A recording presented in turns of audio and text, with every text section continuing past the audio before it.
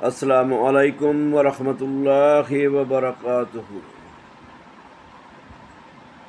الحمد للہ وکفی والصلاة والسلام علی من لا نبی بعد، اما بعد فاعوذ باللہ السمیع العلیم من الشیطان الرجیم، بسم اللہ الرحمن الرحیم۔ ان الذین یحبون ان تشیح الفاحشۃ فی الذین آمنوا لهم عذاب علیم فی الدنیا والآخرہ واللہ یعلم ولا انتم تعلمون۔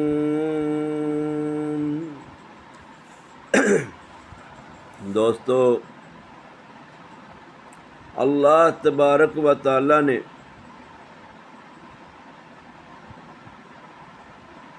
اس آیت میں بہت بڑا سبق دیا، اور آج اس آیت کو سمجھنے کی، بیان کرنے کی، لوگوں کو بتلانے کی بڑی ضرورت ہے۔ اللہ تبارک و تعالی فرماتے ہیں، جو لوگ یہ بات پسند کرتے ہیں، یہ چاہتے ہیں کہ وہ ایمان والوں میں بے حیائی کو پھیلائیں، بے حیائی کو عام کریں، ان کے لیے دنیا میں اور آخرت میں دردناک عذاب ہے، بہت بڑا عذاب۔ اور اللہ تبارک و تعالی سب جاننے والا ہے اور تم نہیں جانتے۔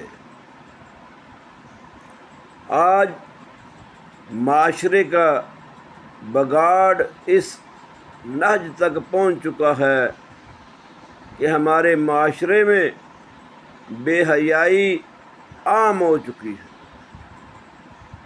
اور بے حیائی پھیلانے والے کثرت تعداد میں، صرف دنیا کے مال کی محبت میں، دنیا کی ناموری کے لیے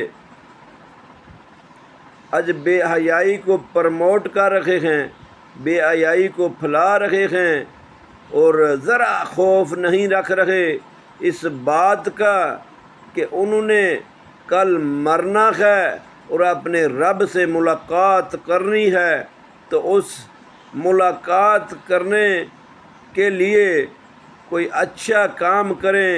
وہ دنیا کے مال سمیٹنے میں اس قدر مگن ہیں کہ اپنی عورتوں کی بیویوں، بہنوں، ماؤں کو بھی اس میڈیا پہ سر عام لے کے آ رہے ہیں، اور صرف لے کے نہیں آ رہے، ان کے ذریعے فحاشی، عریانی اور بے حیائی کے کام کروا رہے ہیں۔ یہ چیزیں پھیلا رہے ہیں ایمان والوں میں، اور اس بات سے ذرا بھی خوف زدہ نہیں کہ اللہ تبارک و تعالیٰ نے ان کے لیے دنیا میں بھی اور آخرت میں بھی دردناک بہت بڑا عذاب تیار کر رکھا ہے۔ اور آپ دیکھتے ہیں ان کا انجام کتنا بھیانک ہو رہا ہے۔ آپ کو خبریں ملتی ہیں، کوئی 6 ماہ سے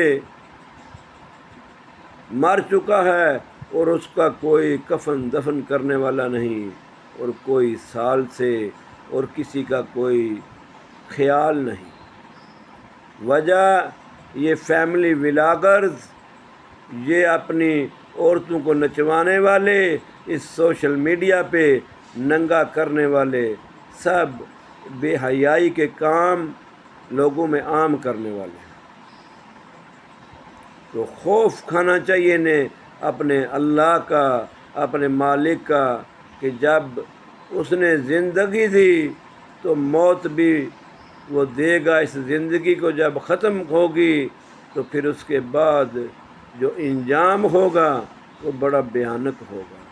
اللہ تعالیٰ ہمیں اپنے مومن مسلمانوں میں، ایمان والوں میں بے حیائی کی بجائے نیکی کو پروان چڑھانا چاہیے، پردے کے متعلق بتانا چاہیے اخلاقیات کے متعلق بتانا چاہیے، ایک دوسرے کو درس دینا چاہیے، اپنی اصلاح کرنی چاہیے۔